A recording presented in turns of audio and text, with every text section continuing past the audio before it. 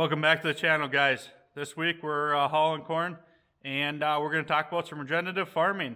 This video is going to be all over the place and cut up, but hang in there with me and follow along.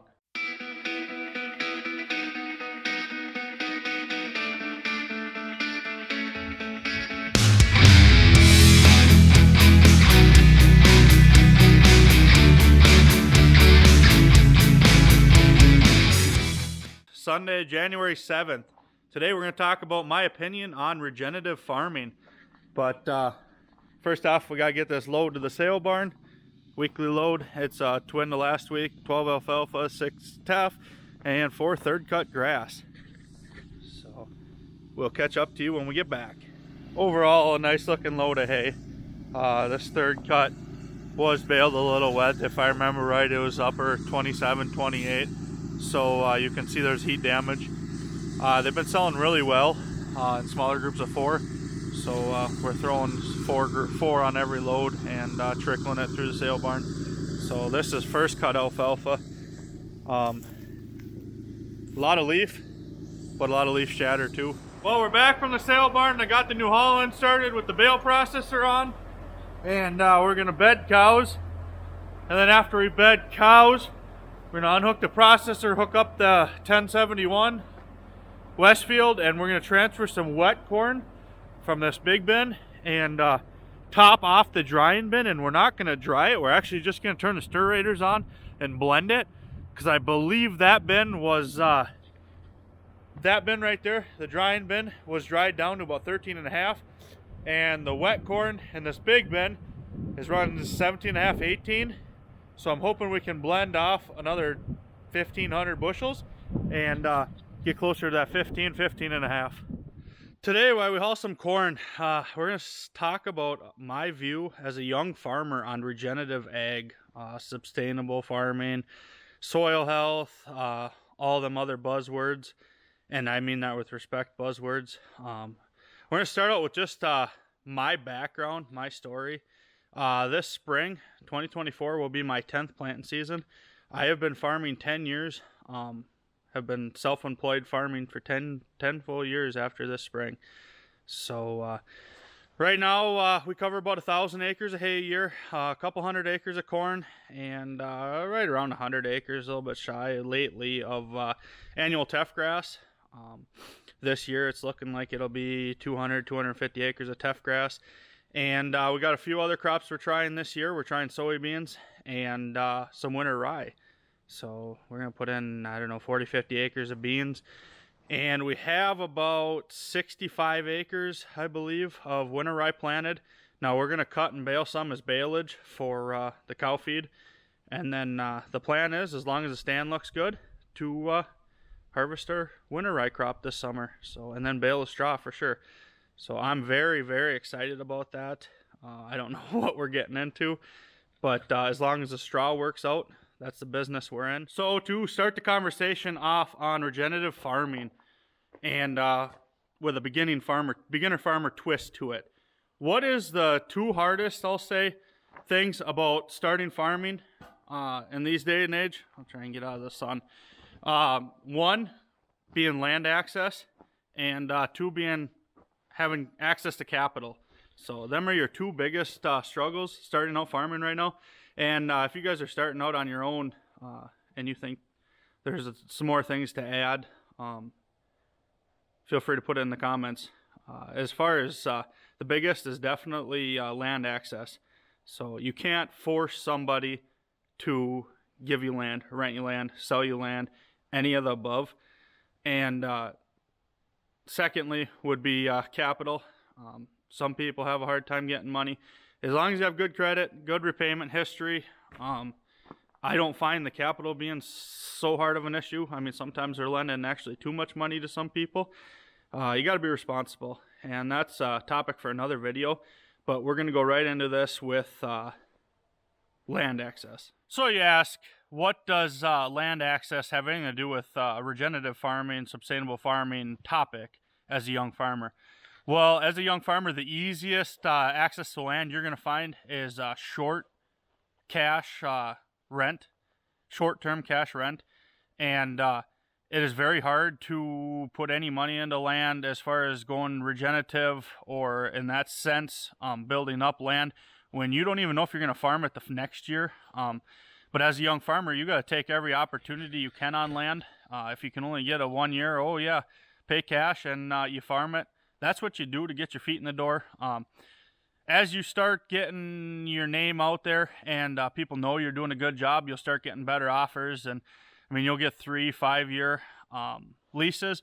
And if you're getting in the 5 year, it is easier to switch over to regenerative farming. But on the other hand, like if you're talking cattle side regenerative, you're not going to put fences and all that kind of stuff, water access up on short-term cash rent property. Now, maybe if you had a 10-year in there, I've never been fortunate enough to get a 10-year lease. You might be able to see a return. But as far as that, the regenerative farming, to end this statement, the regenerative farming works best on owned land. And for a beginning farmer, owned land is tough to get.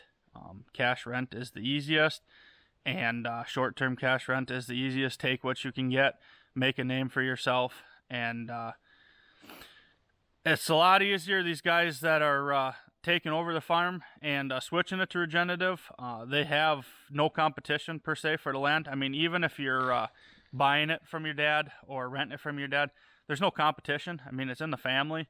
So versus trying to compete with the neighbor and all that stuff, it works best if you own the land.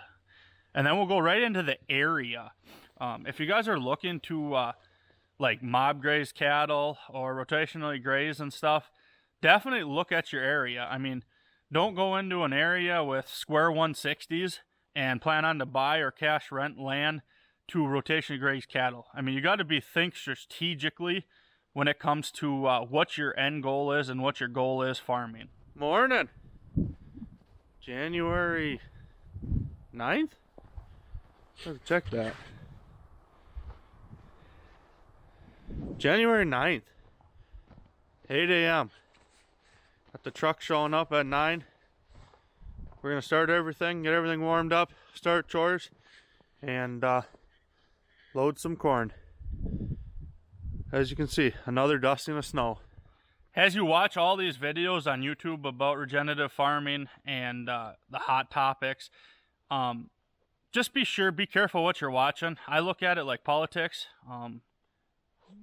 If there's guys on either end of the spectrum, regenerative or conventional per se, they're not really the ones to watch. Watch the ones right in the kind of like the middle-minded people.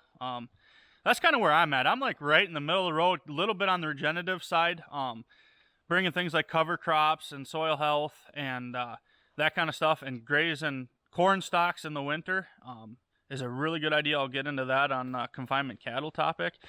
But just bringing in these good ideas. And remember, as you travel around, as you see other farms, I have a great opportunity. I sell a lot of hay, and I go to a lot of farms. I see a lot of things, and I ask a lot of questions. And the best thing to do is take it like a grain of salt and just use parts and pieces of everybody's to better your operation. Don't just go one direction. Try and put everybody's ideas, and the people that have been doing it a while, put all their ideas together and try and make your own idea out of it. And go from there. If you want to see one of the best regenerative ag channels I've found, John Stevens, Maple Grove Farms, he actually isn't too far away. He is more regenerative thinking than I prefer, but on the other hand, he is not stuck in his ways. Like, just because he's no-till doesn't mean he's no-till. I mean, he will go finish a field and he will do what's right. I mean, some of these guys are so stuck in their mind, and actually that goes both ways. The people that aren't going to succeed these days are the people that aren't willing to change, the ones that are stuck in their ways. You got to change, you got to diversify. Diversify is a funny word too, that's another topic. But you got to adapt, I guess that's a better word. Adapt things that work and change things that don't. So don't be stuck in your ways. But go check out John Stevens. Heck of a channel over there. Wednesday, January 10th, I believe. Yes, Wednesday, January 10th, 1 o'clock in the afternoon. We hauled 2 loads today yet. We're gonna swap the auger back to the dry bin. I wanted to pull a load out of this big bin to see what it dried down with the fan. And to get under this bin, we got to pull the tires off. So I just pick it up with the forks, put the tires back on. We're gonna fold the auger up. Then we're gonna bring it over to the dry bin. And I think we got probably half a load, and then we got to throw a sweep in. So then the fun will begin. So the tillage conversation. If I was dreaming, I'd be all strip till. I really, really like the concept of strip till. You get the benefits, most of the benefits of no till, but you also get most of the benefits of strip till, or of full till, and then you still get to ban your fertilizer. Now, if you're new to the channel, I actually banned 80-90% of my fertilizer. I put on 350 pounds to the acre, 2x2 with the planter. So pretty much all my P and K, sulfur, and micronutrients, I use mez, is all put on with the planter. So I'm not broadcasting any of that. And then we have, I think we shoot for about 30 units of N in that. And then we top dress the rest of our N as late as possible in season. So I already do band, but it would be faster and to run a strip till bar. And I think you're getting the benefits at tillage. And but strip till is too expensive for my operation. I do not run enough acres, and in the near future, it's going to be less and less probably due to the aspect of crop prices. I'm not going to keep putting in cash crop or corn and beans if the price is bad enough that you can't justify it. I'll grow annual teff grass, I'll seed more down, and continue to focus on the hay and cattle operations. I'm not, and that's one thing good about my operation is I'm adaptable. I can switch over. A lot of these big guys that do all row crops, they're kind of stuck. I mean, they can't go out and buy cattle. They don't have the facilities. They're not going to put in hay. They don't have hay equipment. So for our operation, that works the best. But anyways, I've actually been experimenting with minimum tillage with just the disc. The thing you got to watch out with that is it works for 2-3 years, but then you have to do some sort of primary tillage because a disc does create compaction that you can see. So yeah, it might not be perfect, but it's getting by. I'm doing minimum tillage 2 to 3 years, sometimes 4 on lighter ground. And I got even some sand fields that have been just disc for 3, 4, 5 years and never chisel plowed. But I still have to have that primary tillage pass every once in a while, and especially on the wetter years, because you are creating compaction where the vertical tillage would not. But you have to watch out with the tillage because there's a lot of the new latest and greatest technology, and as a young farmer or a small farmer, you can't jump on them bandwagons all the time because you'd be buying a new piece of equipment every 3 years because the new latest and greatest is out. That's how they sell stuff. So I'm old-fashioned, still running a disc, and it's working really good. I haven't moldboard plowed anything in, 5 years probably, and it sounds pretty severe, disc ripper. I mean, it's a bad word, but as far as taking sod out or some sod or new fields or whatever, the disc ripper almost does just as good a job as a moldboard plow, and you're not disturbing so much. You're not flipping that completely over. To continue on with that tillage conversation, I actually rented a piece for 1 year. Like I said in the beginning, 1 year cash rent is the easiest way to get into, and it was actually farmed minimum tillage with a disc, corn on corn, for 7 or 8 years before me. It was a piece close to home, so I drove by it for many, many, many years. And young and dumb, this was 7-8 years ago, young and dumb, I went in there with the moldboard plowed and turned all that over, made her black, just because I, like I said, didn't know what I was doing. But I distinctly remember to this day, even though they were just using regular discs, that soil was the nicest soil that I've ever seen moldboard plowed, with the roots and the worms and the soil structure to it. I mean, you could just take the ball and it would just crumble. And anyways, really dumb of me to moldboard plow that. I just disturbed all the soil structure.